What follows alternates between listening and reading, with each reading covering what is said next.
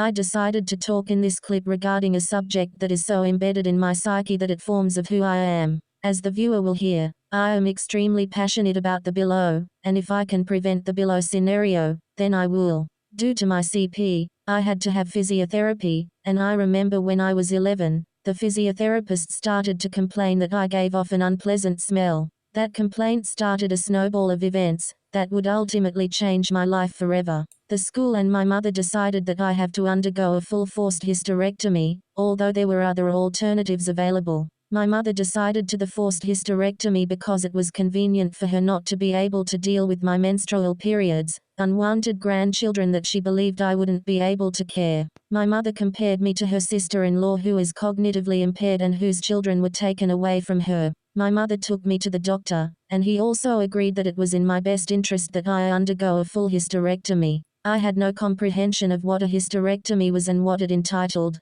No one bothered explaining to me what it was. Yes, it was a severe operation. I remembered while I was lying unconscious on the operation table, I experienced an astral projection, or more commonly known as an out-of-body experience. I remember I looked at my body and felt extremely sad. When I woke up, I experienced excruciating pain and discomfort, and I couldn't understand what was going on with my body. It would take me weeks before I could sit properly in my wheelchair again. The doctor was supposed to put dissolvable stitches in me, however, he didn't. When the nurse removed the stitches after 2 weeks, it felt as if I was in a river full of piranhas and they nibbled at my skin, just for the fun of it. I thought I was being punished for a crime I've never committed. The offense, being disabled. A few weeks after I returned to school, 2 older girls, I didn't know them, walked past me. One of them said to the other one, "I feel so sorry for her, because she would never be able to have children." When I think back now, although I felt sad at the time, I didn't grasp the seriousness of the true nature of what it entitled,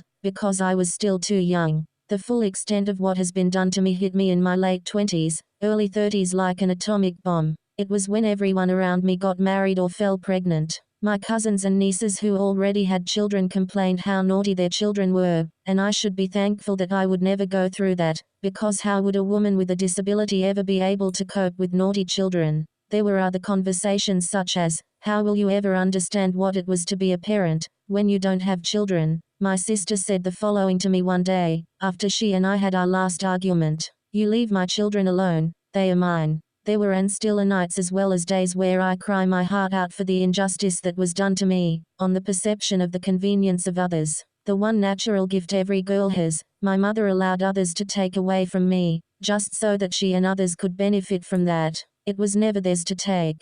I already lost so much, because of my CP. All of them raped me from my womanhood. My mother and I never spoke about the hysterectomy, because in her mind she did it for the greater good. I wouldn't have been able to be a suitable mother, due to my disability. I decided to speak out against this injustice, because it's time that this type of prejudice towards individuals with disabilities ends. It's time that the human rights of women and girls with disabilities must be recognized, respected and enforced the same way as everyone else's human rights are recognized, respected and enforced. I want to bring this injustice to the public's attention to show them, this injustice still occurs, and it will happen until someone stands up and speak against it. Lastly, I want other women and young girls to know it's wrong, and they have the right to say no, because it's their bodies. I want them to know they have a choice and don't have to accept the same fate as mine. Being silenced for so long, regarding my forced sterilization, I contributed to the injustice that remains and the cover-ups that still exists. I don't want to be a contributor anymore. I want to be an activist who shines the light on this injustice. I feel liberated, because I'm finally able to help others who went through this in the past, or who will be going through this in the near future.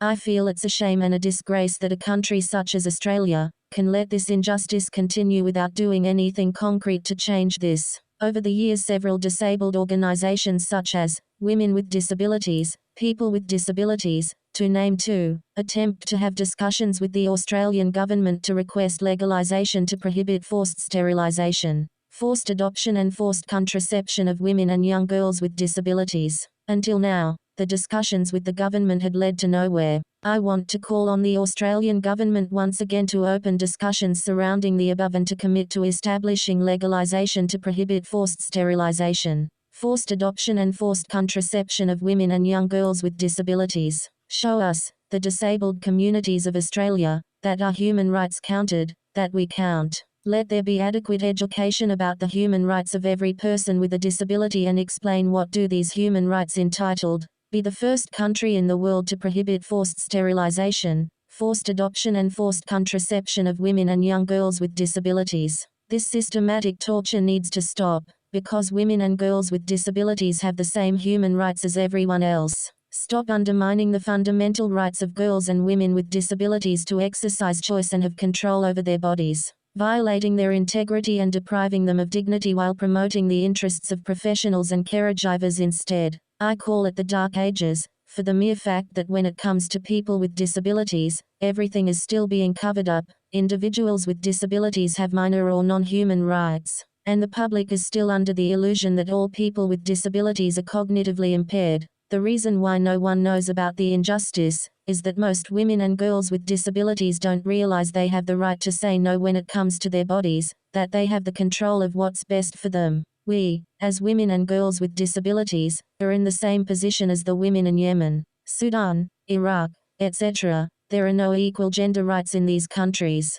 Women and girls with disabilities are worse off than any other women in fourth-mentioned countries. If it weren't for the forced hysterectomy, I would have had children, between 1 and 2. To me, children are our future. Our future is in the hands of our children. To be able to have children is a privilege and an enormous responsibility. The way we interact with our children from birth will depend on what type of adult they will become. If we, as parents, are willing to let them be part of our life goals, help and educate them on how the world works, give them the necessary skills to cope with the ups and downs of life, learn them the correct way to take control of their lives, be responsible for the decisions they make, help them to appreciate Earth as well as each other, then we might have a chance for a better future. No child is a burden, they didn't ask to be born, and we as parents should take responsibility for our own faults and indiscretions and not transfer it onto our children. The most significant challenge for me is not to feel bitter about what has been done to me, to smile when the yearning in me to be a mother overwhelms me like a tsunami,